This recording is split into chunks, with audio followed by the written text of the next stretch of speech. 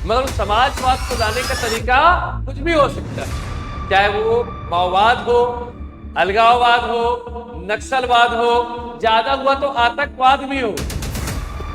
इजरायलियों ने क्या किया, एक गलती फिर से। अब गलती क्या थी, ठीक है, फर्स्ट वर्ल्ड वॉर में बाल्फोर ट्रीटी थी, तो आलिया आई ना, तो दिमाग में ये है जर्मनी चाहता है दुनिया मेरे अनुसार चले, और यूएस कहता हम दुनिया चलाए, हमको कोई हटा नहीं सकता। और 1945 में बिग ब्रदर सिंड्रोम कौन बन जाएगा, यूएसए। लड़ाई किसकी थी, जर्मनी और यूके की। फायदा उठा के ले गया यूएस। जर्मनी में ना 60 लाख लोग बेरोजगार हुए, जो रोजगार में थे वो बेरोजगार। तो एग्जिस्टेंस तब पॉसिबल होता है जब इकोनॉमिकल कंडीशन क्या हो, अच्छी। समझ बात को, ठीक है। आप अच्छे दोस्त तब बने रहोगे जब दोनों की स्थिति क्या हो, अच्छी।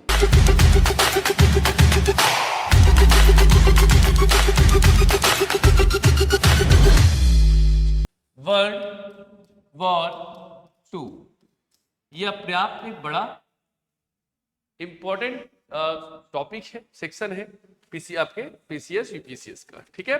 चलो बढ़े आगे, पक्का, ठीक। लिखेंगे इसका एक सिनॉप्सिस लिखेंगे। सिनॉप्सिस मतलब होता है रूपरेखा। सबसे पहले कोई भी चीज को पढ़ने के पहले इसकी रूपरेखा याद करते हैं, इसकी सिनॉप्सिस क्या है, ठीक है। लिखो, क्लियर रहेगा। World war 2, first object, object या इंट्रोडक्शन पहले रखो बेटा, इंट्रोडक्शन पहले रखो, इंट्रोडक्शन, ठीक। हिंदी वाले उसको प्रस्तावना लिख लेना, ठीक है, प्रस्तावना कर देना, ठीक। दूसरा लिखेंगे ऑब्जेक्ट। ऑब्जेक्ट मतलब होता है उद्देश्य, ठीक। और तीसरा है, याद रखेंगे मोस्ट इंपॉर्टेंट, ठीक है, वो है काउजेस और रीजंस, कारक या कारण, ठीक। अब जब कारण जाते तो किसी भी सेक्टर को नापने के लिए सृष्टि कितने फैक्टर होते हैं बेटा, कोई भी कारण जानना है तो कितने कारण होंगे, 5। कौन कौन से, बोलो गधो। पहला इकोनॉमिकल, दूसरा सोशल, तीसरा पॉलिटिकल, चौथा administrative, and most important cultural and religious value. भूल गए थे ना? चलो पहला कारण लिखो, आर्थिक कारण, आर्थिक, इकोनॉमिकल, दूसरा सामाजिक, यहां पे तीसरा मैं लिख रहा हूं सामरिक लिख रहा हूं। सामरिक मतलब होता है टैक्टिकल, सामरिक टेक्टिकल वैल्यू, सामरिक टैक्टिकल मतलब युद्ध बेटा, लड़ाई, ठीक है। सामरिक समझते हो ना, हिंदी मीडियम, सामरिक समझते हो, युद्ध, लड़ाई है, घुसा पिटी, ठीक है, इसी को बोलते सामरिक। क्लियर है। हाँ, तीसरा लिखो इसके बाद, सामरिक के बाद राजनीतिक, मतलब इसको पॉलिटिकल लिखना। क्या लिखना, पॉलिटिकल। और राजनीतिक का मतलब समझ लीजिए अच्छे से बात को, जब भी राजनीतिक कहोगे, पॉलिटिकल कहोगे, तो पॉलिटिकल मतलब पॉलिटिक्स नहीं है, पॉलिटिकल का मतलब है जियोग्राफिकल। क्या है, जियोग्राफिकल। जब भी मैं आपको कहूं कि राजनीतिक युद्ध चल रहा है, उसका मतलब क्या है, क्षेत्रीय युद्ध चल रहा है, ठीक है। जैसे इंडो और चाइना के बीच में जो लड़ाई चल रही है, क्या है आपकी, एक टैक्टिकल और एक पॉलिटिकल। और आप जो पॉलिटिकल पढ़ते तो क्या लगता है कि आपस में पॉलिटिक्स कर रहे होंगे, अरे उसकी पॉलिटिक्स अलग है, आपकी पॉलिटिक्स अलग है, क्या लड़ाई करेगा, है गधो, ठीक है। उनका चाउमीन, आपका मोमोज, ठीक है, तो लड़ाई होगा क्या, नहीं ना, ठीक। उसके बाद देखिए लास्ट वन, ठीक है। हाँ, क्या बात किया बेटा, और रुकना, इसमें वो नहीं आएगा, इसमें रीजन जो है ना, वो कह, हाँ ये क्या आएगा सर, वो क्या कहेंगे उसको, कल्चरल, कल्चरल कॉन्फ्लिक्ट, इसे लिख सकते हो सांस्कृतिक। ये बड़ा एक विषय था, सांस्कृतिक, ठीक है। चल, क्लियर है, ठीक। अब इसके बाद चौथे पॉइंट पे आते हैं, ठीक है, वो है इसका आउटपुट या परिणाम। क्या हुआ, कौन जीता कौन हारा, ठीक। उसके बाद देखेंगे इंपैक्ट, मतलब प्रभाव, कि आखिर क्या प्रभाव हुआ। और छठवें में हमेशा मैं बोलता हूं, हमेशा एनालिसिस करने के लिए, ठीक है। मतलब एनालिसिस मतलब होता है विश्लेषण, विश्लेषण ये एकदम सिंपल सी बात है, कोई भी टॉपिक को पढ़ने का एक स्टैंडर्ड फॉर्मूला है। क्लियर है? चल ठीक। अब ये बताओ, थोड़ा सा आगे बढ़ते हैं। मेन रीजन तो आप जानते हो कि the origin of the fascism and नाजीवाद, नाजीवाद सुना है? नाजीवाद, फासीवाद, नहीं सुने? चल कोई बात नहीं। अच्छा, किनके बीच में लड़ाई हुई थी? अरे वर्ल्ड वॉर टू किसके किसके बीच में हुई थी? 5। कौन कौन से? अच्छा, मेजर लड़ाई किसकी? जर्मनी और ब्रिटेन की। क्यों था मेन कारण? देखो, एक्सपोर्ट इंपोर्ट में वर्ल्ड वॉर नहीं हुई, ठीक है? एक रीजन नहीं हो सकता, ठीक है? एक रीजन कोई चीज नहीं सकती। इसमें सबसे बड़ा रीजन है ब्रिटेन एंड फ्रांस कॉन्फ्लिक्ट। क्या कहा मैंने आपको? ब्रिटेन और भारत का, फ्रांस का विवाद, ठीक है? तीसरा है, पूरी दुनिया में याद रखेंगे, कम्युनिज्म का बढ़ना। देखो, हम लोग ने कल भी पढ़ाया था, हम लोग क्या मानते हैं? कम्युनिस्ट जो लोग हैं, कम्युनिस्ट समझते हो? सब जानते हो कम्युनिस्ट कौन होते हैं? कम्युनिस्ट कौन होते हैं? कम्युनिस्ट कौन होते हैं? कम्युनिस्ट जो अपने हक की लड़ाई करे। मतलब मैं अपनी हक की लड़ाई करूं तो मैं कम्युनिस्ट हूं? गधो, कम्युनिस्ट एक आइडियोलॉजी है जो सोशलिज्म को क्या करना चाहता है? दुनिया में लाना, समाजवाद को लाना चाहता है। मगर समाजवाद को लाने का तरीका कुछ भी हो सकता है, चाहे वो माओवाद हो, अलगाववाद हो, नक्सलवाद हो, ज्यादा हुआ तो आतंकवाद भी हो, तो वो कम्युनिज्म है। जैसे कल पुलिस और नक्सल की भिड़ंत में 6 माह की एक बच्ची जो है मारी गई, तो वो आतंकवाद है, वो नक्सलवाद नहीं। समझो बात को? तो कम्युनिज्म क्या चाहता है बेसिकली? ठीक, पहला पर्सपेक्टिव सोशलिज्म। क्या चाहता है? सोशलिज्म। क्या पूरी दुनिया में सोशलिज्म हो सकता है? क्या पॉसिबल है सोशलिज्म? अरे पूरी दुनिया में सोशलिज्म हो जाएगा तो मैं कमाऊं क्यों इतना? जब मेरा पैसा सब में बटना है तो मैं इतनी मेहनत क्यों करूं? ठीक है, सोनत को पता चल रहा है मेरे चेयर में आके बैठ गया, याद रखिए को नाली के किनारे बैठा हुआ व्यक्ति, बिकॉज ऑफ द सोशलिज्म। क्या पॉसिबल है? क्या ऐसा नहीं? समझ को? तो एक्चुअल मेन जो रीजन था ना बेटा, वो टैक्टिकल इशू था। क्या था? टैक्टिकल। और टैक्टिकल के बीच में ना जो आइडियोलॉजिकल कॉन्फ्लिक्ट था ना, जिसे हम लोग कहते हैं, आइडियोलॉजी मतलब होता है क्या? विचारधारा। क्या कहेंगे? वैचारिक। बोलो वैचारिक, बोलो वैचारिक मतभेद। क्लियर रहेगा? एक तरफ दुनिया में ना सोशलिज्म बढ़ रहा, सोशलिज्म नहीं था बेसिकली, वो कम्युनिज्म था। क्या था? कम्युनिज्म। जब कम्युनिज्म बढ़ रहा था, एक तरफ कैपिटलिज्म है, तो ये लड़ाई क्या थी? एक तरफ कैपिटलिस्ट और एक तरफ सोशलिस्ट। समझ रहे हो आपको? अगर पूरी दुनिया में सोशलिज्म आ जाएगा तो ब्रिटेन या आपका यूएस या बड़े कंट्रीज के पास अपने मार्केट को एक्सपेंड करने का जो वैक्यूम है वो क्रिएट ही नहीं हो पाएगा, तो उनकी इकोनॉमिकल कंडीशन क्या हो जाएगी? बद से बदतर। समझ रहे बात को? ठीक, अब यहां से शुरू करते। क्लियर है? चलो, यहां तक समझ आया? पक्का है ना? तो सीधे स्टार्ट करते हैं मेन कॉजेस, ऑब्जेक्ट ऑब्जेक्ट बात की बात। क्लियर है? लिखो कारण, लिखो बेटा कारण, चलो फटाफट। चलिए, तो बना लिए सबके सब न्यू ईयर। कौन कौन पढ़ाई किया न्यू ईयर में? एक बच्ची उसकी पढ़ाई देखो, सिस्टर पढ़ाई नहीं की बेटा? अब मिठाई क्या है बेटा? ठीक है, चलो क्लियर है?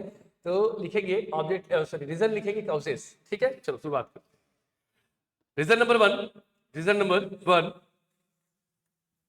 रीजन नंबर 1, ठीक, economical crisis, economical crisis on market, economical crisis on market. आप हिंदी में लिखेंगे, हिंदी में लिखेंगे आर्थिक मंदी का प्रभाव, आर्थिक मंदी का प्रभाव।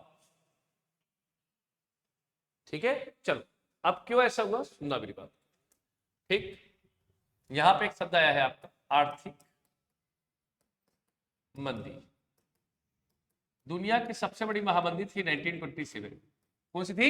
1927। आज तक जितने भी आप लोगों ने मार्केट को कोलैप्स होते देखा है, तो सबसे बड़ा मार्केट कोलैप्स हुआ है 1927।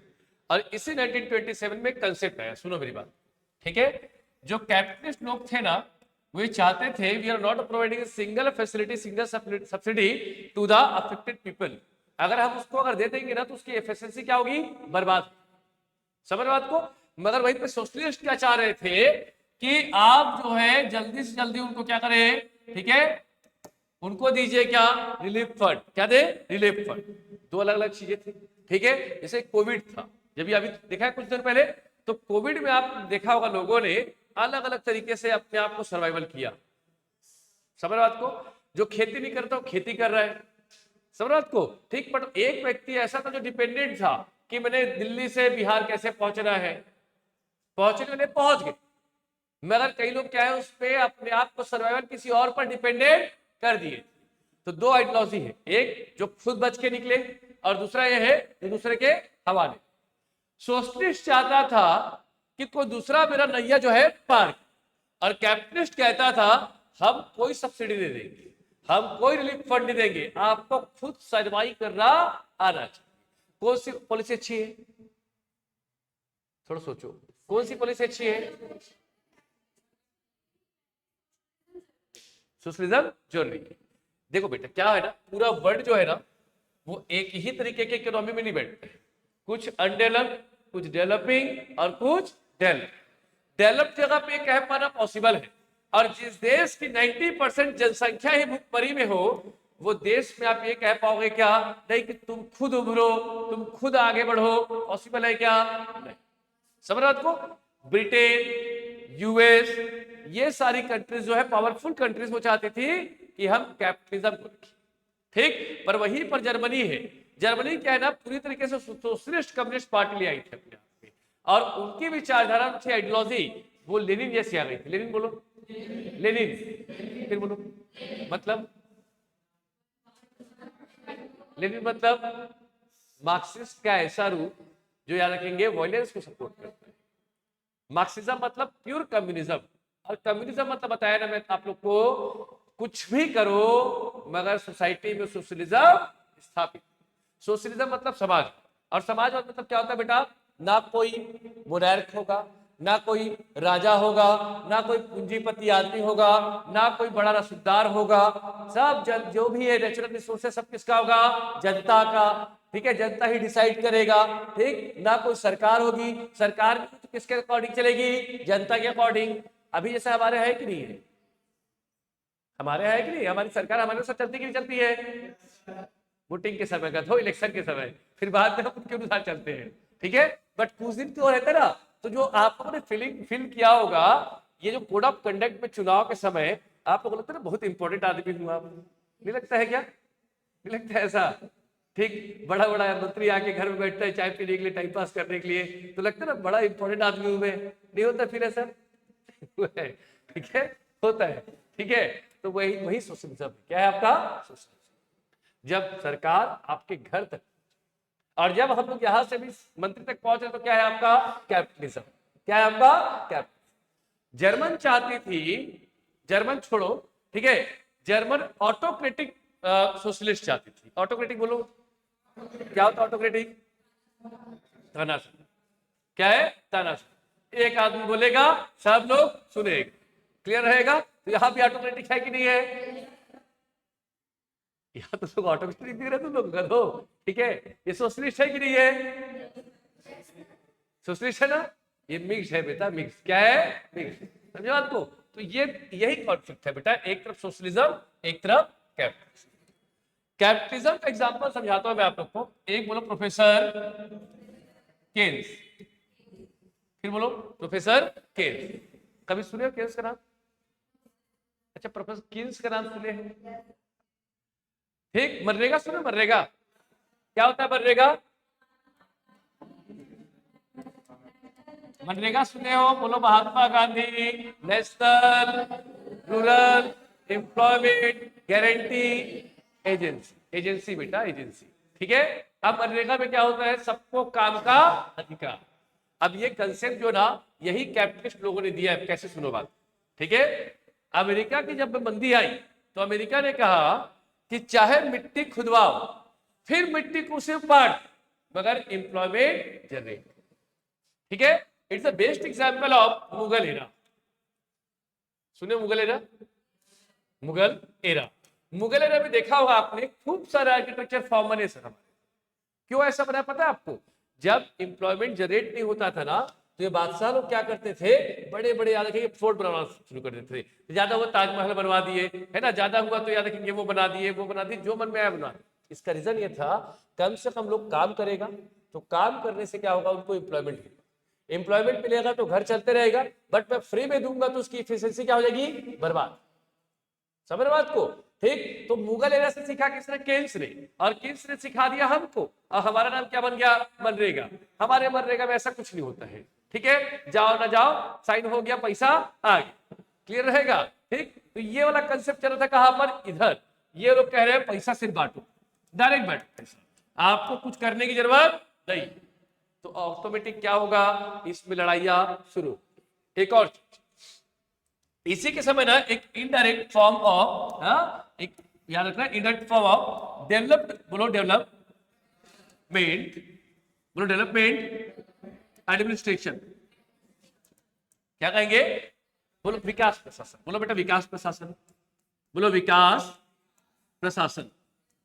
सही लिखा विकास, अरे विकास सही लिखा भी लिखाओ, ऐसे लिखते ना, ये वाला सेक्टर बोला तो यही है। ठीक, आप सुनो बात, एक तरफ तो ये कॉन्फ्लिक्ट चल रहा था, ये क्या है बेटा, नाम सुनने से अच्छा लग रहा है ना, विकास प्रशासन, नहीं लग रहा है, अच्छा लग रहा है कि बढ़िया, गुड गवर्नेंस है, सबका समृद्धि, सबका विकास, सबका साथ, सबका विकास, ठीक है, लग रहा है ऐसा।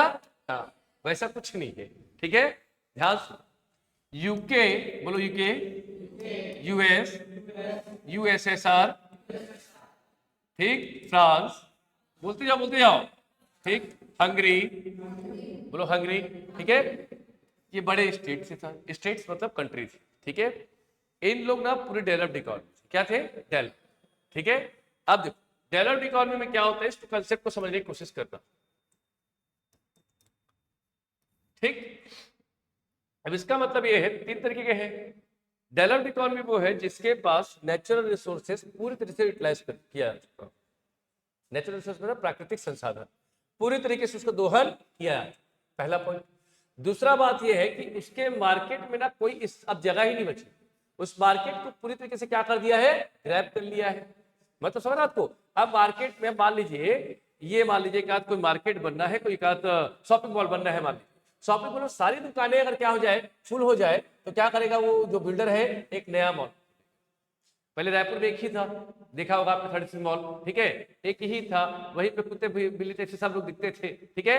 फिर दूसरा आ गया इधर, क्या बोलते हैं, क्या बोलते थे, इधर आया था ना यूनिवर्सिटी के आगे, जो बंद हो गया, खंडर बन गया, जो भी है, उसके बाद वो बड़ा वाला बन गया। अब देखो हर जगह बन रहा है खाली, ठीक है। रीजन ये है, एक मार्केट जब फुलफिल होता है ना, तो उसकी नजर दूसरे मार्केट पर होती है। समझ को? अब ऐसा ही हुआ क्या, यूके का मार्केट पूरी तरीके से फुलफिल हो चुका था, यूएसए का फुलफिल हो चुका था, यूएसआर भी ऑलमोस्ट कम्युनिस्ट आइडियोलॉजी में अपने आप को फुलफिल कर चुका, ठीक है, फ्रांस भी कर चुका था, ठीक। मगर ये लोग कुछ संतुष्ट लोग थे, क्योंकि सोशलिस्ट थे, क्या थे, सोशलिस्ट। ये दोनों क्या थे, कैपिटलिस्ट। क्लियर है? कैपिटलिस्ट कभी चाहेगा क्या कि मेरी संपत्ति अभी स्टैटिक हो जाए, अंबानी कभी चाहेंगे क्या कि अभी मेरे पास 4.25 लाख करोड़ इतना ही रहे, क्या चाहेंगे वो, 40 लाख हो जाए, 40 लाख करोड़ हो जाए, ठीक है, यही चाहेंगे ना, ठीक है। तो सिंपल सा है, इन लोग के दिमाग में भी यही था, बट इनके पास था मार्केट फैक्टिव नहीं थी बेटा, मार्केट पूरी तरीके से क्या हो गया था, फुलफिल हो चुका था, ओवरलैप हो गया है पूरा, ठीक है। अब इनके दिमाग में था कि हमें एक्सपेंड करना है। अब एक्सपेंड कैसे करेंगे सर, जो अनडेवलप्ड कंट्री है ना, ठीक है, अनडेवलप्ड कंट्री, उनके मार्केट को ग्रैब करेंगे on the name of development administration, on the name of development administration. मतलब विकास प्रशासन नाम है, असली छुपा है क्या, उसके मार्केट को, आप समझो आपको, जैसे और एग्जाम, ठीक, जैसे अभी माइनिंग अलग अलग जगहों पर हो रहा है, मैं किसी का नाम नहीं दूंगा फिलहाल, ठीक है। जो बड़े बड़े इंडस्ट्रीज आ रहे हैं, वो आपको सुविधाएं देने आ रहे हैं, अभी तो कह रहे हैं आपको सुविधाएं देंगे, रोजगार देंगे, है ना, हेलीकॉप्टर देंगे आपको, घर में याद रखेंगे, हायाबुसा देंगे, सब कह रहे हैं, ठीक है। क्या देंगे, नहीं देंगे पक्का। अब देखो, आप पढ़े लिखे से पता चल गया, ठीक है। मगर उस समय सोचो 1927, 28, 30, 35, 40 में क्या लोग अवेयर थे? नहीं थे ना। तो उन लोगों ने क्या किया, जैसे सुना कि डेवलपमेंट एडमिनिस्ट्रेशन आ रहा है, तो यूके और यूएस ने क्या कहा कि हम मार्केट में जाएंगे, मार्केट में कहेंगे कि आपका सिस्टम ठीक नहीं है। ठीक है, जैसे किसी पाखंडी व्यक्ति के पास जाओगे, जैसे हाथ पर देखते ना जो लोग, वो कहते शनि लगा है, राहु लगा है। नहीं सुने कभी ऐसा? उसका खुद का राहु शनि सब उसी के ऊपर है और तभी घूम रहा है बेचारा, और मेरा शनि खराब कर रहा है वो। ठीक है, तो ये लोग क्यों ऐसा करते हैं? वो बताते हैं कि आपके पास सब उस चीज की कमी है। समझ आपको? जानबूझ के एक दो शब्द बोलेंगे, आप ना जितना पोटेंशियल रखते हो इतना आपको मिला नहीं। गधा भी लगता है कि मेरे पास ज्यादा पोटेंशियल है। तो अल्टीमेटली यूके और यूएस ने ही किया, उसने क्या किया, छोटे छोटे मार्केट को पकड़ा सर, और मार्केट को पकड़ के ना वहां पे अपना मार्केट, अपने मार्केट को वहां पे इंपोर्ट करना चाहिए। ये बात पता चली कि इसको जर्मनी, तो जर्मनी इसी चीज को क्या करना चाह रहा था, रोकना चाह रहा था। अब देखो यूके का जर्मनी से लड़ाई होने का एक ही बड़ा कारण है, वो कारण यही है। क्या है कारण? एक यूएस चाहता था, यूके चाहता था कि मैं बाकी छोटे छोटे कंट्री को अपने कॉमनवेल्थ में रख लूं या उपनिवेशवाद में रख लूं या कॉलोनियल सिस्टम में डाल दूं।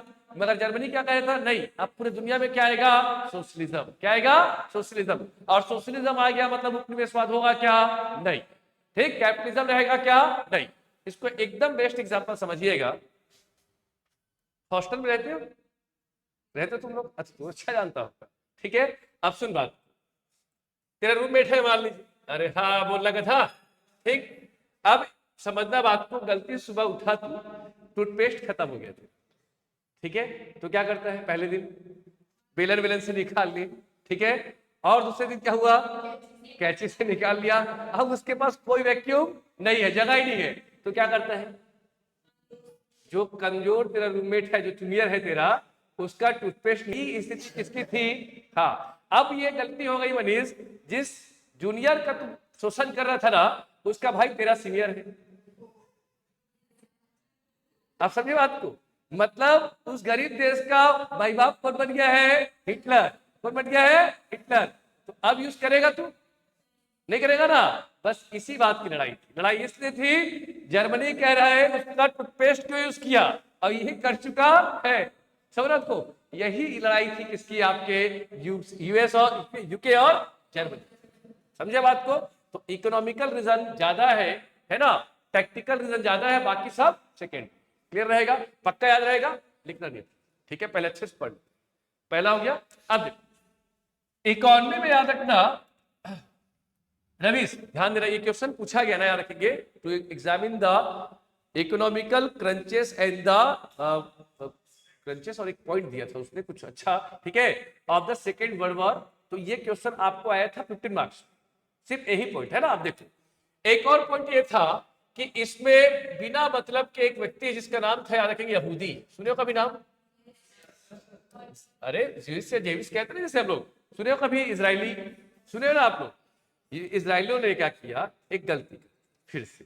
अब गलती क्या थी?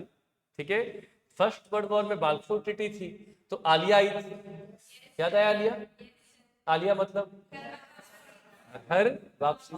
ठीक है, अब इन लोग को फिर हो पा गया, किन लोग को? इजरायलियों को। अब हिटलर जो था ना, भारी चिढ़ा था किनसे? इजरायलियों से।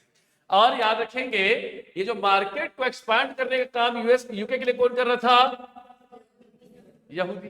समझ रहे हो? कंसेप्ट देखिए, मैं कह रहा ना, यहूदियों के पास ना भारी आईक्यू लेवल, एकदम एक्सट्रीम टाइप से है उन लोग के पास दिमाग। ठीक है, अब ये है कि अगर यूएस और यूके डायरेक्ट किसी कंट्री जाएंगे ना, तो सब समझ जाएंगे भेड़िए लोग हैं, हम लोग को पूरा बर्बाद कर देगा। तो ये लोग अपना एजेंट किसको बना दिए? यहूदी को। यहूदी क्यों एजेंट बनेगा? एक तो उसको बिजनेस करना आता है जबरदस्त तरीके से, पहला, और दूसरा ये है उसको अपना देश चाहिए। अब देश कौन सा है? इजराइल, है ना। अभी तो वो लोग घुमंतु है बेचारा लोग, कहीं इधर रहे कहीं उधर रहे। सबके दिमाग में था कि हमको अगर कोई देश दिलवा सकता है ना, तो सिर्फ कौन है? यूएस या यूके है। जर्मनी कभी दिलाएगा नहीं, तो उधर जाने का है नहीं। अच्छा, दूसरी बात ये थी, जर्मनी में जो हिटलर था वो जन्मजात क्या रखेंगे, दुश्मन था किसका? यहूदियों का। मतलब छोटा था तब भी उसके दिमाग में यहूदियों के खिलाफ खतरनाक भरा। समझ को? इसके बहुत अलग अलग कहानियां, मैं उसमें ज्यादा जाऊंगा। समझ को? एक और बात ये था बचपन से किसी ने भर दिया था दिमाग में हिटलर के कि वर्ल्ड वॉर 1 जो हम लोग हारे हैं ना, हमको यूएस नहीं हराया, हमको यूके नहीं हराया, हमको यहूदी नहीं हराया। तो बचपन से दिमाग में डाल दिया जाए ये तेरा दुश्मन देश है, पाकिस्तान तेरा दुश्मन देश है, तो उस बच्चे का हालत क्या होगा समझ रहे हो तो, ठीक है। नहीं समझी बात, क्या समझे? हाँ ठीक है, आपको बात क्लियर रहेगा। तो माजरा यही हुआ। और फाइनली याद रखेंगे ये यहूदियों, सॉरी कौन, हिटलर ने, ठीक है, मुसोलिनी से मिला। बोलो मुसोलिनी, मुसोलिनी, मुसोलिनी, फिर बोल पाओगे एकदम हिंदी बोलो, मुसीलिनी, बोल पाओगे? हाँ। उनका एक दोस्त मिल गया, वो भी खतरनाक कम्युनिस्ट आदमी। अब ये दो कम्युनिस्ट आदमी दुनिया में क्या सोच के रखे हैं, मारना पड़ेगा मारेंगे जिसको, देश जलाना जलाएंगे, ठीक है, मगर हम लोग क्या करेंगे, सोशलिज्म लाएंगे। अब सोशलिज्म बहाना था सबको अपना मार्केट जमाना, समझ रहे हो आपको, ठीक है। लोकतंत्र बहाना है, आगे नहीं बोल, ठीक है ना, क्लियर है। तो वही स्थिति किसकी थी यहां पर, क्लियर रहेगा। तो फाइनली क्या हुआ सर, इसी बात को लेकर लड़ाई हुई। अब इसका टारगेट हुए फालतू फालतू कौन, यहूदी। यहूदी सेकंड वाले में ना कुछ भी याद रखेंगे सपोर्ट नहीं कर रहे, किनका, यूके यूएस का, मगर उसके मन में गुस्सा भरा था किसके खिलाफ, यहूदी के खिलाफ। तो उसने कर दिया होलोकास्ट। क्या कर दिया, बोल बेटा होलोकास्ट बोल, फिर बोलो होलोकास्ट, फिर बोलो। और होलोकास्ट का मतलब है याद रखें 60 लाख यहूदियों को मार दे, जहां यहूदी दिखे मारो। समझ बात, ऐसे एक तो ना वो रखते थे स्केल, बताया था तुम, ऐसे स्केल नाक पे लगाए, फंस गया, नहीं फंसा तो उड़ा ले, पूछना नहीं है तू यहूदी है कि नहीं, उड़ा दे। समझ बात को। तो बड़ा गड़बड़ ये था सर। तो इन लोग के दिमाग में क्या आ गया, ये दुनिया में जितना गड़बड़ हो रहा है ना, सबका कारण यहूदी, इसलिए बिना वजह बेचारे को मारते। 1,80,00,000 लोग थे, कितने लोग, 60 लाख को तो ऑफिशियली मारते, अनऑफिशियली कितना मारेंगे भगवान। समझ, इसको कहते हैं होलोकॉस्ट। क्या कहते हैं, क्लियर रहेगा, ठीक। तो ये बड़ा एक रीजन था सर। तो आप समझे बात को, कहानी सिर्फ एक तरफ नहीं, कहानी दो तरफ की है। एक्चुअल में जर्मनी अपना चाहता था, ठीक है, बिग ब्रदर सिंड्रोम, बोलो बोलो, बिग ब्रदर सिंड्रोम, फिर बोलो। जैसे हॉस्टल में तेरे तेरे दोनों कट्टर कॉलेज हो एक दूसरे के, ठीक है ना, दोनों एक साथ बैठे हो, ठीक है, बात को, ठीक। हॉस्टल में एक वर्ग होता है और दूसरा वर्ग, तो दोनों के दोनों लड़ाई क्या होती है कि इस हॉस्टल के मुखिया मैं, उसी को बोलते हैं बिग ब्रदर सिंड्रोम, बोलो बिग ब्रदर सिंड्रोम, बड़े भाई वाला रोला। समझ रहे हो आपको, मतलब दिमाग में ये है, जर्मनी चाहता है दुनिया मेरे अनुसार चले, और यूएस कहता है हम दुनिया चलाए, हमको कोई हटा नहीं सकता। अब दोनों की लड़ाई में रखेंगे, तीसरा जो है ना उभर जाएगा, जिसका नाम यूएस वो है, यूएस।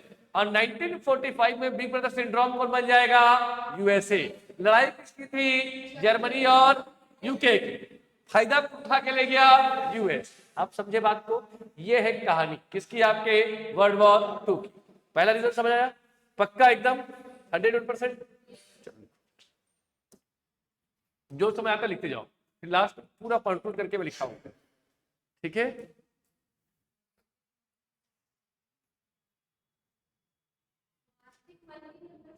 कौन सा बेटा, इकोनॉमिकल क्राइसिस बेटा, economical crisis, economical crisis of 1927।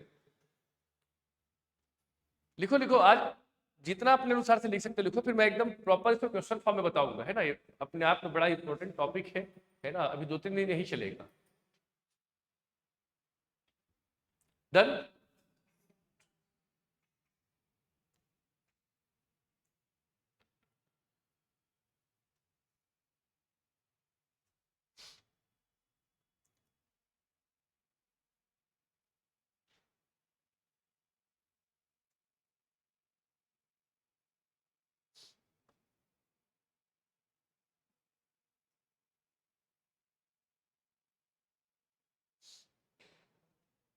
ठीक, जल्दी जल्दी लिखो बेटा, फटाफट, कई चीजें अभी लिखेंगे हम लोग, ठीक है, चलो।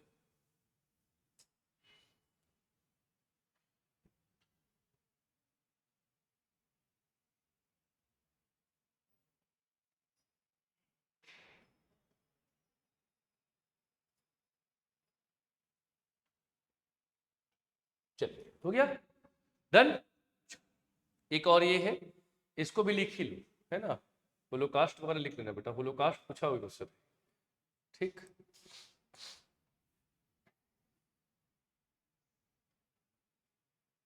हो गया। चलो,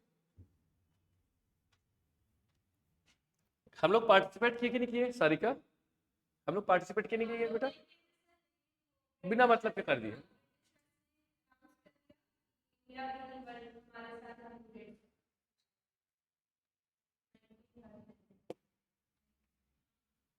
एक दो लोग कम दिख रहे हैं, मतलब कुछ लोग नहीं आए क्या?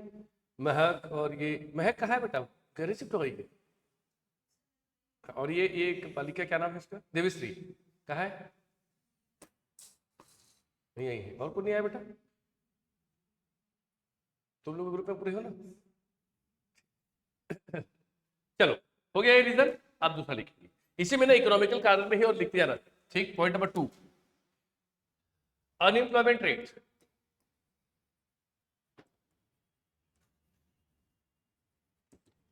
बेरोजगारी, ठीक है, बेरोजगारी, ठीक, क्लियर रहेगा, ठीक। अब ध्यान से, बेरोजगारी क्यों आती है sir? Because of the regular cycle, बताया था आपको, ठीक है। और रेगुलर साइकिल में हमेशा क्या होता है, सेविंग इंपॉर्टेंट होती है। क्या होती है? Saving and investment. अभी देखो, ये पूरे क्राइसिस की वजह से ना, पूरे यूरोप का मार्केट जो है ना, 58 बिलियन डॉलर के आसपास रह गया। पहले सुनना, अभी लिखना नहीं चलवा, ठीक है। मैंने क्या कहा, पूरा ग्लोबल मार्केट यूरोप का ना, ठीक है, पहले करीब करीब 200 बिलियन डॉलर के आसपास था। कितने का था? 200, 240, 280 इतना रहता था। अभी कितने करोड़ का हो गया? सिर्फ और सिर्फ कितने बिलियन का? 58 बिलियन। 58 बिलियन अगर आप कन्वर्ट करेंगे तो कितना आएगा बेटा, ठीक है, 5800 करोड़ डॉलर। इंडियन रुपए में कन्वर्ट कर लो आज के समय, तो बहुत बड़ा है नहीं, 6 लाख, 6 लाख क्या, हाँ 6 लाख के आसपास आएगा, इतना भी नहीं आएगा, सॉरी 4 लाख करोड़ रुपए के आसपास आएगा। सोचो, जो इकोनॉमी 20 लाख करोड़ की थी, वो अगर 4 लाख करोड़ में पहुंच जाए, तो उस देश में एम्प्लॉयमेंट ज्यादा होगा कि कम होगा? अनएम्प्लॉयमेंट बढ़ेगा, है ना। और इसका इम्पैक्ट क्या होगा? और भी कंट्री है, जैसे जर्मनी है, जापान है, क्योंकि ये इंपोर्टेड कंट्री है। अब जब एक्सपोर्टेड नहीं हो रहा है तो इंपोर्ट होगा क्या? अब मान लीजिए जीन्स बनना बंद हो जाए यूरोप में, ठीक है, तो क्या आप लोग पहन पाएंगे क्या जींस को? और मिलेगा भी तो काफी क्या मिलेगा? कॉस्टली मिलेगा। समझ बात को? तो यही स्थिति में क्या होता है, जब प्राइस बढ़ता है, इन्फ्लेशन आता है ना, तो इन्फ्लेशन अगर निगेटिव पॉइंट दे दिया तो एम्प्लॉयमेंट क्या करता है? कोलैप्स करता है। तो आप मानेंगे नहीं, अकेले जर्मनी में ना 60 लाख लोग बेरोजगार हुए थे। जो रोजगार में थे वो बेरोजगार। समझ बात को? और रोजगार मतलब मनरेगा नहीं होता, रोजगार मतलब प्रॉपर एम्प्लॉयमेंट में थे। लिखते मत, अभी लिखते जाना, लिखते मत, लिखते जाना। यूएस में 30 लाख लोग अपनी जॉब गंवाए थे, ठीक है, अकेले। यूएस नहीं, यूके में सॉरी, यूके में, ठीक है। उसके बाद 13 लाख के आसपास था यूके, यूएस वाले याद रखेंगे, अपनी जॉब को गंवा दिए, ठीक है। आप सोचिए, इतना बड़ा वर्ग, उस समय इतनी पॉपुलेशन नहीं थी ना सर, इंडिया भर था जो मनमाने पॉपुलेशन लेके बैठा था, 30-30 करोड़ का। पूरे यूरोप को जोड़ो 30 करोड़ नहीं थे उनके पास में, ठीक है। माजरा यह है, इतनी बड़ी आबादी में अगर याद रखेंगे पूरे के पूरे लोग अनएम्प्लॉयड हो जाए, एम्प्लॉयड थे वो क्या हो जाए? अनएम्प्लॉयड। अब यंग जो लोग हैं अनएम्प्लॉयड हो गए, उसकी अलग बात, ठीक है। तो इससे क्या होगा? आपस में क्या होगा? लड़ाई शुरू होगी, क्योंकि कोई एग्जिस्टेंस एक साथ पॉसिबल है क्या? नहीं, ठीक है। वो एग्जिस्टेंस तब पॉसिबल होता है जब इकोनॉमिकल कंडीशन क्या हो? अच्छी। समझ बात को? ठीक है। आप अच्छे दोस्त तब बने रहोगे जब दोनों की स्थिति क्या हो? अच्छी। अदरवाइज कभी मैंने देखा हो कि पटवारी का दोस्त आईएएस है, पटवारी जरूर बोलेगा मगर आईएएस कभी जीवन में नहीं बोलेगा पटवारी मेरा दोस्त। कोई इससे सब पॉसिबल होता है जब दोनों की स्टेटस, इकोनॉमिकल सोशल स्टेटस क्या हो? बराबर। समझ बात को? ठीक। अब इनमें क्या हुआ सर, जब अनएम्प्लॉयमेंट ऑलरेडी इतना ज्यादा था, उस पे जो रोजगार थे वो लोग भी निकाल दिए, तो आपस में क्या होगा? लड़ाइयां शुरू हो गई। दूसरी बात, माइग्रेशन स्टार्ट हुआ। क्या हुआ? माइग्रेशन। माइग्रेशन समझते हो सर? क्या होता है बेटा माइग्रेशन? एक स्टेट से दूसरे स्टेट जाना, ठीक है, और वहां जाके याद रखें कल्चर को उसको और, तो यहीं पर क्या स्टार्ट होता है? धर्मांतरण। क्या स्टार्ट होता है? समझ को धर्मात्मा समझ रिलीजन कन्वर्जन होता ना जो, ठीक है। अब ये जब शुरू हुआ, ये नाजीवादी लोग कौन है, नाजीवाद, ये है प्योर क्रिश्चियनिटी वाले, ठीक है। ईसाई है पूर्ण रूप से, ये नाजीवाद मार रहे हैं। आपस में इन लोग का ना यही इकोनॉमिकल क्राइसिस क्या बन गया, cultural and spiritual ritual conflict. आप समझो बात को, मैं कहा ना भारत में भी धार्मिक लड़ाई तब होती है जब उनकी बेसिक नीड पूरी नहीं हो। मेरे तो कोई मतलब नहीं है मेरे को, ठीक है, मेरे को धार्मिक लड़ाई करते देखा कभी? आप लोग करते हो? क्यों नहीं करते सर? अभी चल रहा है बढ़िया माहौल, क्यों नहीं करते तुम लोग? ठीक है, इसलिए क्योंकि आपका ऑब्जेक्ट कुछ अलग, समझ बात को। आप देखिएगा, ठीक है, जितने रेहड़ी वेड़ी वाले रहेंगे ना, ये छोटे मोटे झंडा के ऊपर झंडा, घर दुकान किसी का झंडा रहे मेरे कोई मतलब नहीं है, ठीक है। बट एक नॉर्मल व्यक्ति, प्रोग्रेसिव व्यक्ति रखता है क्या? मानेगा जरूर बट रखेगा नहीं। तो कंसेप्ट यही था, इन लोग के बीच में लड़ाइयां शुरू हो गई धर्म को लेकर, समझ बात को। तो ये एक और स्टार्ट हो गया, क्लियर रहेगा तो लिख लीजिए सर, ये पॉइंट लिखेंगे, मोस्ट इंपॉर्टेंट है, ठीक है। चल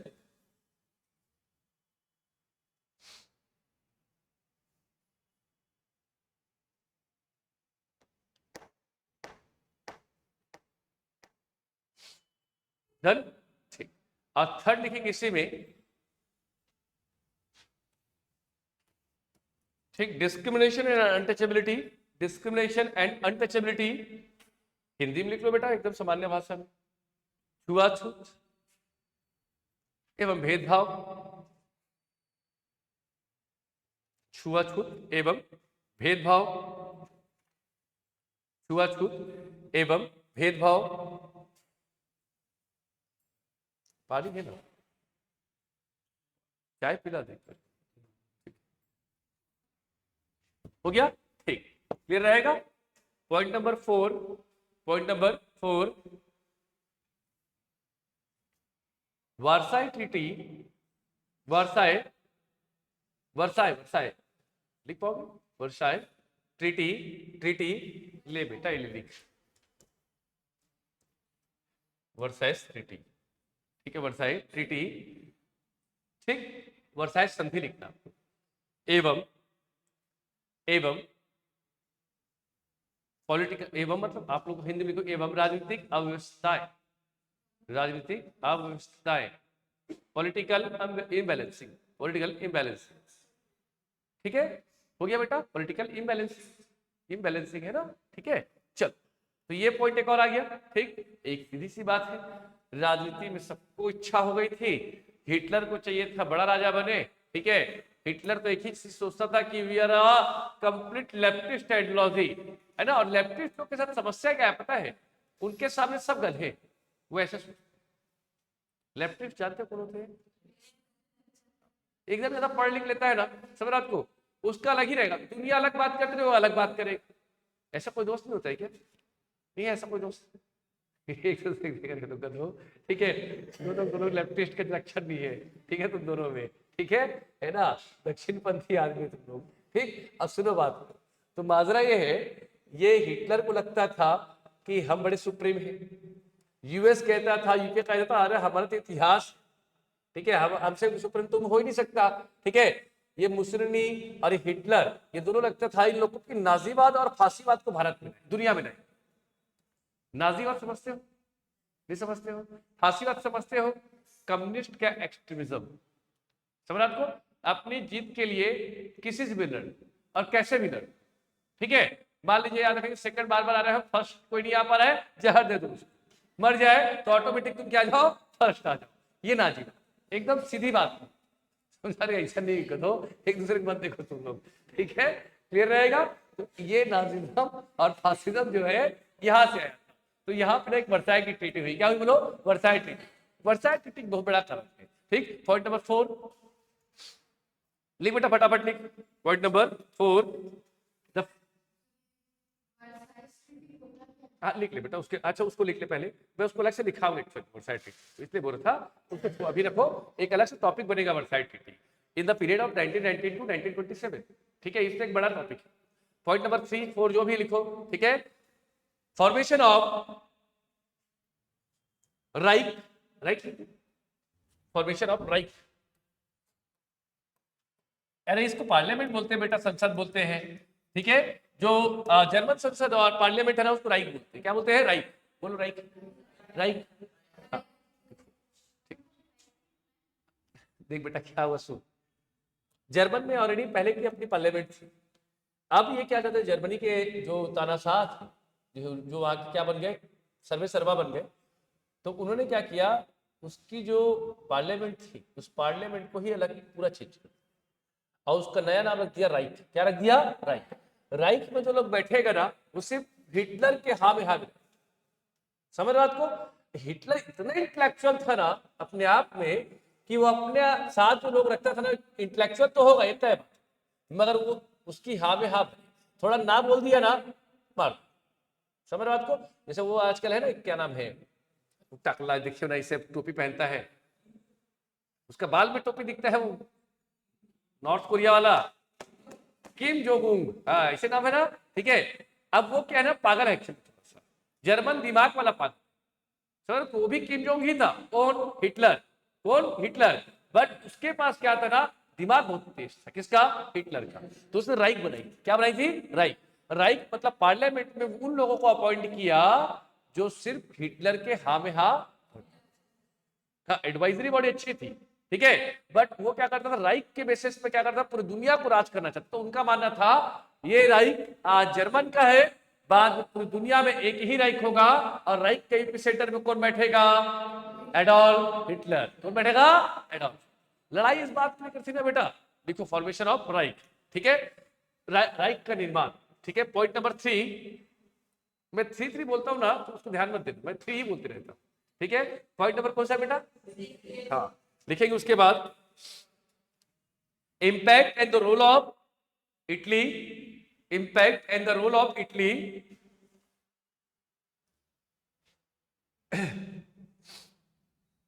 impact and the role of Italy. आप लोग हिंदी में लिखेंगे इटली का प्रभाव एवं भागीदारिता, ठीक है। और देखो इसी इटली से एक आदमी आया जिसका नाम था, क्या बताया था? मुसोलिनी। फिर बोलो बेटा, मुसोलिनी, ठीक है। ये भी हिटलर का छोटा भाई, छोटा भाई नहीं था भाई, वैसा नेचर वाइज, ठीक है, सही छोटा भाई लिख देगा, ठीक है। इन्होंने याद रखा फासिज्म को लाया। किसको लाया? फासिज्म, जिसे हम लोग फांसीवाद। आप देखिए सर क्या होता है, सुनो मेरी बात। नाजीवाद ठीक है था, फांसीवाद क्या कह रहा था? साक्षी सुन बेटा, पूरे कंट्री में कहीं पर इकोनॉमिकली कोई सिस्टम नहीं, कोई आर्थिक व्यवस्था नहीं। समझ रहे हो? जैसे हमारे यहाँ इकोनॉमिकल एक सिस्टम है कि नहीं है, कि हम लोग जैसे मान लीजिए एप्पल लेने गए, ठीक है, तभी 500 रुपए देंगे, और वो वाला एप्पल लेने गए तभी 500 रुपए देंगे, नहीं ना, इसको ज्यादा देंगे इसको कम देंगे ना। तो ये है इकोनॉमिकल सिस्टम है। फांसीवाद क्या कहता था कि पूरी दुनिया में इकोनॉमिकल जो सिस्टम उसको कोलैप्स कर दो, हटा दो, ये कोई जरूरत ही नहीं। समझ को? ठीक है, वो बार्टर सिस्टम चलाओ। बार्टर जानते हो ना? जानते हो क्या है बार्टर सिस्टम? क्या है बार्टर सिस्टम? ठीक है, समझ लो। पहला चीज ये था। दूसरा बात था ये एक्सट्रीमिज्म का, उग्रवाद का ना सबसे अलग लेवल, मतलब हाईएस्ट लेवल था। मतलब कुछ भी हो, तुम्हारी बात को मनवाने के लिए तुम चाहे किसी को मारो, चाहे पीटो, चाहे टॉर्चर करो, यही होता है। तो पूरा दुनिया खत्म कर दो, मगर अपना जो आइडियोलॉजी है उसको थोपो इस पर। समझ बात को? ठीक है। जैसे तुम लोग का एग्जाम आने वाला होगा, ठीक है, तो तुम्हारे फंडामेंटल राइट सब खत्म हो जाएंगे, ठीक है। तो जो मैं बोलूंगा करना पड़ेगा, ठीक है। यहीं पे बैठे रहोगे तो रोते बैठोगे तो रोते रहो, बैठे रहो कोई दिक्कत नहीं, ठीक है। तो वही फांसीवाद है। क्या है आपका? फांसी। समझ गया बात को? क्लियर रहेगा? तो नाजीवाद को सहायता किससे मिला? फांसीवाद से। मैं इसीलिए कहता हूं कि इतना पावरफुल क्यों हुआ ये जर्मन जो है, उसको जापान, इटली, फ्रांस का इनडायरेक्ट ऐसे बहुत लोग का क्या मिला? सपोर्ट। समझ बात को? तो लिख लीजिएगा इंपैक्ट ऑफ मुसोलिनी। लिख लिया ना बेटा? हाँ लिखो, ठीक। फिर बाद में अपन पढ़ लेंगे थोड़ा थोड़ा इस चीजों को, ठीक है। पॉइंट नंबर 3, नाम याद हो गया बेटा? मुसोलिनी हो गया? नहीं हुआ नाम? हो जाएगा, 4-5 दिन में हो जाएगा, ठीक है। मुसोलिनी बेटा, हाँ ठीक है। मुसोलिनी बोलते हैं इसी को, मैं फिर कह रहा हूँ। पॉइंट नंबर 3 लिखो, ठीक है। Militant rise in Japan, militant rise in Japan, militant rise लिखना बेटा, अगले पॉइंट नंबर 6 लिखना, ठीक है। ये कौन है, इसी में लिखना, किसमें लिखना, जो लिखे ना अपन रोल ऑफ फ्रांस लिखे ना, सॉरी इटली लिखे ना, उसी में लिखना मुसलिनी को। आप क्या लिखिए, हाँ मिलिटेंट राइज इन जापान, ठीक है। जापान में सैनिक उदय, सैन्यवाद का उदय, सॉरी सैन्यवाद का उदय बहुत बड़ा कारण है अपने आप, ठीक है, क्लियर रहेगा, ठीक। जापान में सैन्यवाद का उदय, ये वही सैन्यवाद है जिसको हमारे इंडियन नेशनल आर्मी ने रोक लिया, नहीं तो भारत का आधा हिस्सा ना उनके पास रहता, तो जर्मनी का आने वाला था, पहुंच ही गया था और क्या, ठीक है, बस दम लगाना बाकी थे उन लोग, ठीक है। अंडमान निकोबार उनके कैप्चर में था, ठीक है, समझ रहे हो, तो एक को गांधी के नाम पे बनाया, एक को नेहरू के नाम पे बनाया बाद में आइलैंड को हमको, वो अलग बात है, ठीक है। अब बचाने वाले व्यक्ति कौन थे, नेताजी सुभाष चंद्र बोस, क्लियर रहेगा। तो जापान का सपोर्ट मिल गया किसको, जर्मनी को, सर जर्मनी और पावरफुल हो गया। एक्चुअल में फिर लास्ट में क्या हुआ ना, जब यूएस नहीं सक पाया ना लड़ने के लिए, तब क्या किया, 2 ठो मिसाइल दागे, न्यूक्लियर वेपन, एक जाना था ना, एक हिरोशिमा में, एक नागासाकी, वो होने के बाद ना सब स्तब्ध रह गए, पागल रह गए, उसके बाद और कुछ नहीं बचा था ना सर, समझ रहे आपको, इतना बड़ा वॉर का एक्सट्रीम लेवल जा चुका, उसके बाद सब डर भी गए, और डरने के अलावा ये समझ गए कि अब या तो बंद करे, ये तो पूरी दुनिया क्या हो जाएगी, समाप्त, समझ रहे आपको, ठीक। तो लिख लीजिएगा, rise of militant rise of Japan, point number 3, point number 3, the conflict between Britain and France, नहीं Britain and Germany, conflict between Germany and UK, Britain और जर्मनी के बीच में, ब्रिटेन और जर्मनी के बीच में विवाद या तुष्टीकरण, विवाद या तुष्टीकरण, ठीक, क्लियर हो गया बेटा, चल। तो ये तो हुई बात क्या, आपके जो भी रीजन, ठीक है। अब आते हैं लिखेंगे एक अलग से हेडिंग देना इसी में, initial causes, initial causes, initial causes of war, war मतलब लड़ाई, लड़ाई के लिखेंगे युद्ध के शुरुआती कारण, ये तो पूरा बैकग्राउंड है, बैकग्राउंड मतलब ये है कि अब तक ये लड़ाई होने का बड़ा कारण क्या रहा, परंतु एक्चुअल लड़ाई कैसे, जैसे एक समझना बात को, किसी से लड़ाई होता है तो पहले कुछ भी बात को इधर उधर बात होती है, होते होते होते होते एक आध का दिमाग छाटा दे दिया झापड़ से, तो फिर वहां से क्या होता है, वास्तविक लड़ाई शुरू होती है। अभी तक तो सिर्फ बात ही बात चल रहा था, फिर ना 2 मिनट अच्छा लगता सुनने में, फिर मन करता था लेने का, कोई झापड़ मारे फिर देखेंगे लड़ाई कैसे होता है, ठीक है। तो ये शुरुआत हुई थी जापान से, किसे, जापान से, और इसलिए जो 2 परमाणु मतलब न्यूक्लियर वेपन जो दागे गए ना, वो जापान पे ही दागे, शुरुआत जापान में की, तो अंत किस पे हुआ, जापान, क्लियर है। तो इनिशियल काउजेस लिखेंगे, reason number 1, the ideological conflict, the ideological conflict and the crisis, ideological conflict and the crisis on Japan and East Asia, Japan and east Asia लिखेंगे, जापान और पूर्वी एशिया में, Japan और पूर्वी Asia में वैचारिक मतभेद के साथ संकट, वैचारिक मतभेद के साथ संकट, ठीक है। अब देखिए, अच्छा चाइना का रोल क्या था, चाइना का कोई बता पाएगा, अच्छा चाइना था कि नहीं था, इसे बताओ, वर्ल्ड वॉर 2 में चाइना था या नहीं, पक्का कोई एक आध बच्चा बताएगा था कि नहीं था ना। पहली बात तो दुनिया में चाइना ही नहीं था, पहली बात तो दुनिया में चाइना ही नहीं था, ताइवान था बेटा, ताइवान, क्या था, ताइवान। अब सुनो बात, चाइना में भी ना गृह युद्ध छिड़ गया था, गृह युद्ध में समझते हो क्या होता है गृह युद्ध, मतलब किचन में एक दूसरे पर लड़ाई नहीं, तो क्या होता है गृह युद्ध, अपने ही देश के अंदर में कल्चरल कॉन्फ्लिक्ट होना, रिलीजियस कॉन्फ्लिक्ट होना है, इकोनॉमिकल क्राइसिस होना, इसको गृह युद्ध कहते हैं, ठीक। चाइना में भी ना एक पॉलिसी आ गई, उन लोग को ताइवान से अलग होना था, समझ बात को, और दूसरी बात है, कम्युनिस्ट का गढ़ बन चुका था कौन सा, चाइना, और कम्युनिस्ट हुआ मतलब लेफ्टिस्ट हो गया। अब लेफ्टिस्ट मतलब थोड़ा सा वाममार्गी, वाममार्गी क्या चाहिए, एक देश, एक रंग, एक विजन, एक नियम, एक कानून, ठीक है, वो दुनिया को एक ही तरीके से मान, ठीक है। जैसे एग्जांपल देता हूं मैं आपको, ठीक है, एक आपने सुना होगा एक केस, कभी सुने हुए ना, सबने सुना है, हाँ या ना, नहीं सुने हो, एलजीबीटी ग्रुप नहीं सुने हो कभी, ठीक है, सर्च कर, ठीक है। अब देखो, ये ग्रुप का सबसे ज्यादा सपोर्ट जेएनयू करते हैं, इस ऐसे चीजों का सबसे ज्यादा सपोर्ट जेएनयू करते हैं। कल एक पिक आए मेरे पास, जो पता चला कि दो लड़के 48 और 42 साल के शादी, by the rule, by the constitution, by the legal, वो अथॉरिटी नहीं है भारत, परंतु आपने याद होगा चाइना खुद नहीं करता मगर वो स्प्रेड करता दुनिया में, स्वीडन है, फ्रांस है, वहां पे देखिए बड़े ग्रुप में इसका विरोध होता है, वो होता है सपोर्ट, यूके जैसे देश में इसका सपोर्ट है, वहां पे कानून है, समझ आपको। आप सुनो मेरी बात, ये कम्युनिस्ट जो लोग है ना, ऐसे दुनिया को सिखा दो, ठीक है, और खुद नहीं यूज करेंगे, खुद इसका याद रखेंगे, कभी अपने ऊपर इंप्लीमेंट होने नहीं देंगे, ठीक है, परंतु दुनिया को सिखा दे, मतलब वो चाहते हैं कि कल्चरल डिस्ट्रॉय हो जाए, जब कल्चरल डिस्ट्रॉय हो जाएगा तो उस देश की आबादी क्या हो जाएगी, खत्म, और जब देश की आबादी खत्म तो एक काम करो, क्या कर दो, उस देश को कैप्चर, समझ बात को।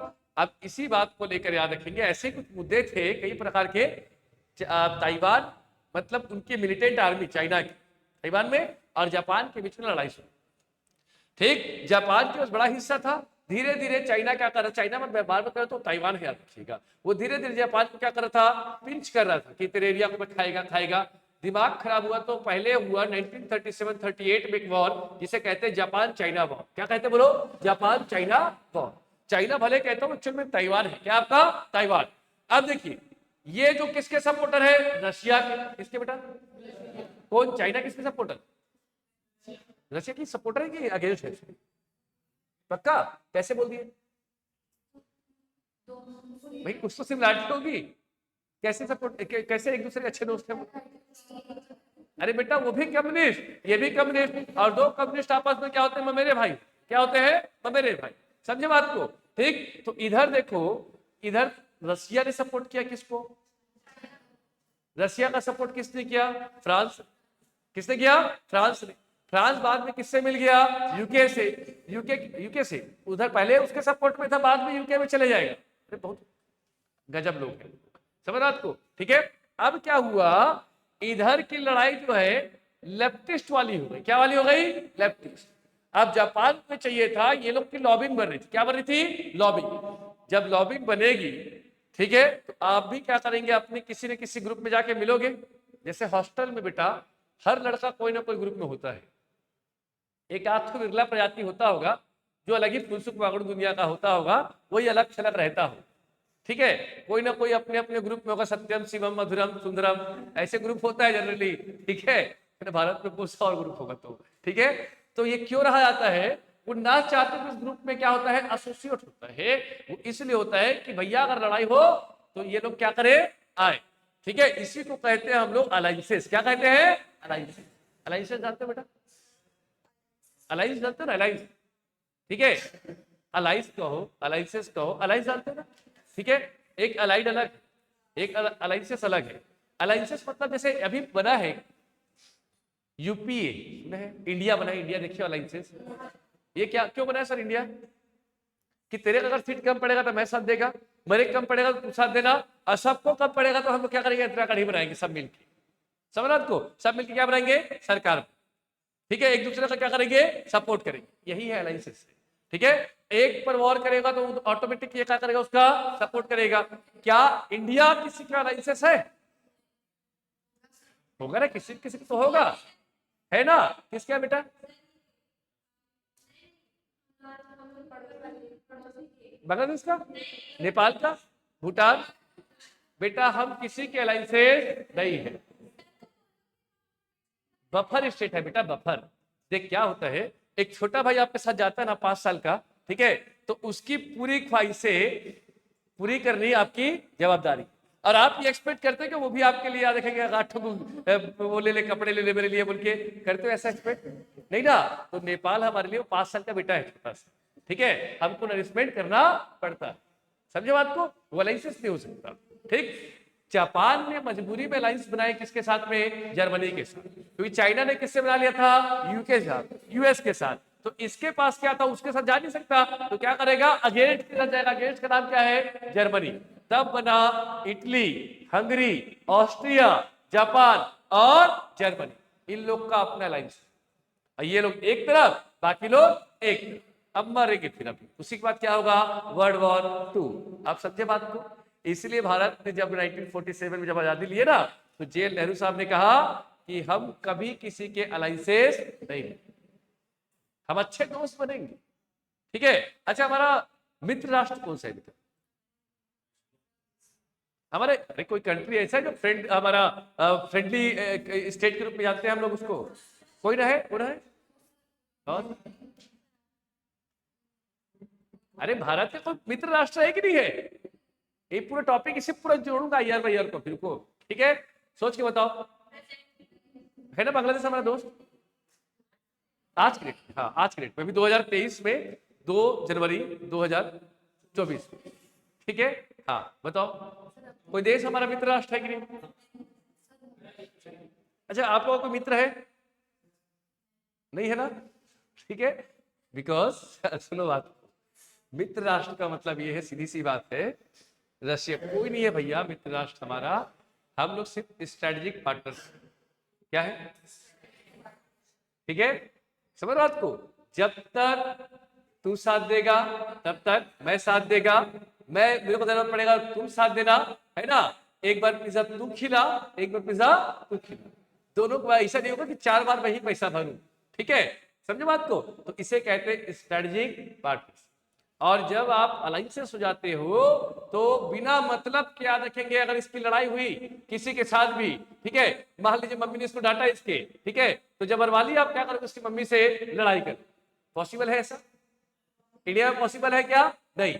इसीलिए याद रखेंगे हम किसी के अलायंसेस नहीं है, ठीक। बट हॉस्टल में रहना पड़ेगा। क्यों पड़ेगा? कभी भी कोई अटैक कर सकता है, ऐसा नहीं होता है तो मैं बोलता हूं उसका मतलब लड़ाई नहीं होता, ठीक है। तो इसीलिए क्या करता है? सेफ्टी वॉल्व थ्योरी खेलता है, उसी सेफ्टी वॉल्व थ्योरी को कहते हैं क्या? अलायंसेस। क्या कहेंगे? अलायंसेस। तो जापान मजबूरी में किससे जुड़ा? जर्मनी। समझा को? जापान की टेक्नोलॉजी ऐसी नहीं थी, मगर जापान को पता था कि अगर मैं अलायंसेस नहीं बनाएगा ना तो मेरा जापान को पूरा खत्म कर देगा। कौन? ये ताइवान। समझ को? ताइवान का सपोर्टर कौन? रशिया। रशिया का सपोर्टर कौन? फ्रांस। अब फ्रांस का बड़ा भैया कौन? यूके।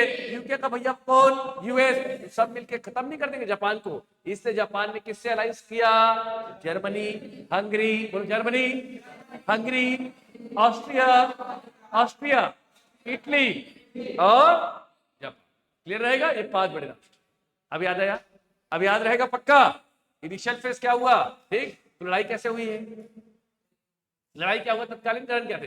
अरे जैसे गधो 1857 की क्रांति में इंस्टेंट रीजन क्या था? अरे वो याद है ना, ब्राउन बेस, ठीक है, इनफील्ड राइफल, ऐसे चर्बी वाला कारतूस, नहीं याद है क्या? इतने से इतना बड़ा युद्ध होगा क्या? नहीं। एक्चुअल में कई साल से वो गुस्सा दबा था, वो दिमाग खराब हुआ तो पूरा फटा। समझे बात को? तो वही कंसेप्ट क्या है आपका? जर्मनी और सॉरी जापान और चाइना वॉर। देखो तुम लोग को चक्कर, चाय भी ठंडी हो गई गधो, ठीक है। लिखो बेटा, चलो मेरे reason.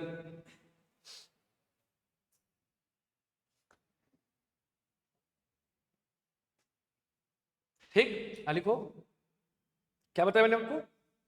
War between between Japan and China. China मतलब ताइवान। चलो गुड, ठीक। सेकंड, अभी देखो ना ऐसे सब मरते जाएंगे, एक दूसरे को लड़ते रहेंगे, देखना, ठीक है। सेकंड रीजन इसी में, इंस्टेंट रीजन में।